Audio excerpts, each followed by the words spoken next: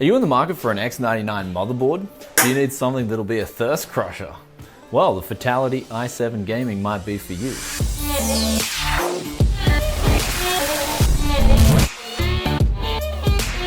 Welcome back to Tech. Yes, it is Brian coming to you guys today with a full review of the gaming i7 Fatality, which is the Asrock black and red themed gaming orientated motherboard. And this time it's on the X99 line, and this time around they've included a lot of features which gamers would need other than LEDs. And even then they don't include the LEDs, they cut it out and they give you all the functionality that you would want from an X99 motherboard. So instead of going over the full feature set of this motherboard, I'll talk about the main features and how it differs from the X99 Taichi, which I recently reviewed. So if you wish to check that out, I'll put a link up here.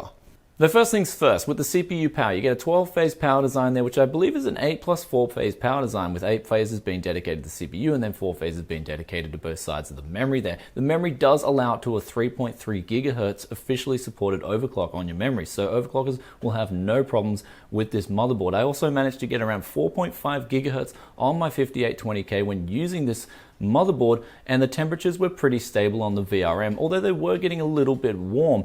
Another important feature to note is that this motherboard does have support for those X99 Xeon engineering samples, which you can pick up for cheap off eBay, namely the 2670 V3, which is a 12-core Haswell that goes up pretty high.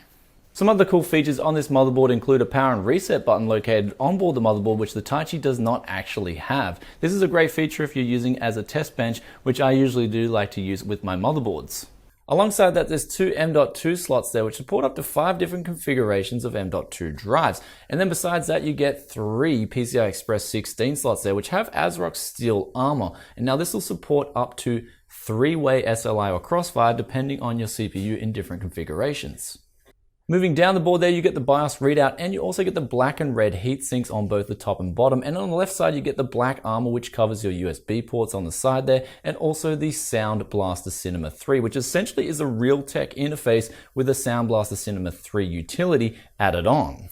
Moving alongside the back of the board there, you've got the Fatality mouse port, which supports high polling rates for any type of USB hardware, keyboard, or mouse. Below that, you get their wireless support, their 802.11 AC, and also supports Bluetooth. And then below that, you've got support for USB 3.1 in Type C and Type A configurations. And then even further below that, you get support for dual NICs from Intel there.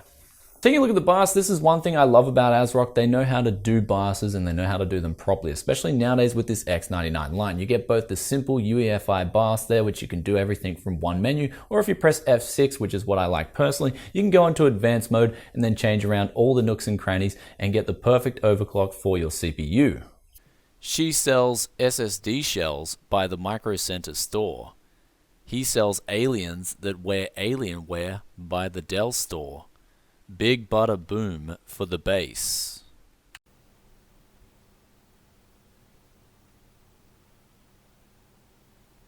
So in conclusion, the X99 Gaming i7 Fatality from Asrock is another solid offering. Now, I was going to do this review a little bit earlier, however, I did come into some problems with PCIe connectivity with my graphics card over the first and second slots there. And that also extended when I loaded it up with the third slot into Windows, with my NIC also not working on a particular updated BIOS. So something weird was going on there. It was a faulty motherboard in the end because they sent me out a replacement, and now that's working perfectly fine. It's also running and humming very well.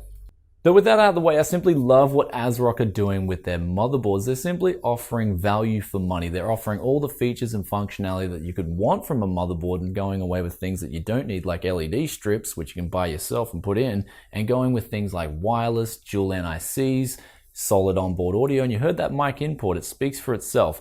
Very solid offering, and especially when you got that included XSplit license, I can actually see this motherboard living up to that gaming title. Also, another thing that I failed to mention before in this review is that the motherboard is just a very solid board in general. It's got an 8-layer PCB there, and that comes through with the weight of this thing. You will not be afraid to bend or break it because it just simply won't bend or break unless you put immense pressure on it, which is a good thing for Asrock and a good thing for X99 users because you like to have good, strong components. So lastly, let's talk about the pricing. This Fatality i7 X99 board comes in at around 260 MSRP, so it is about $30 to $40 more expensive than the Taichi that I reviewed. Though with that extra money, you get that XSplit license, you also get the power and reset buttons on board the motherboard, and you also get the black and red theme, the Fatality mouse port, and the Sound Blaster Cinema 3 utility support. Even though they both, the Taichi and the Fatality, have the Realtek sound support on there. So I'm kind of not sure what's going on exactly there. Though, are those extra features worth the extra $30 to $40? That's up to you to decide and whether you truly need them or not. Me personally, I love what the Taichi has to offer. I love its price and I love its baseline features. And I quite simply love the cosmetics of the Taichi as it's in my build here at the back. So I wouldn't really need the Fatality if I was going for a motherboard personally, since I'd be putting it in a case. Though as a test bench user, I simply love that power and reset buttons onside the board. So that's going to help out when it comes to benchmarking for you guys. Anyway, I hope you guys enjoyed this review. If you did, please give it a big thumbs up. If you have any questions or comments about the Asrock Gaming i7, then be sure to drop a comment in the comment section below and I'll get back to you as soon as I can. And I'll catch you in the next tech video very soon. Peace out for now. Bye. First, that you get a 12 pound. You also get the Fatality mouse port on this, which gives you very hard polling rate. Cheers, Asrock Gaming i7 motherboard.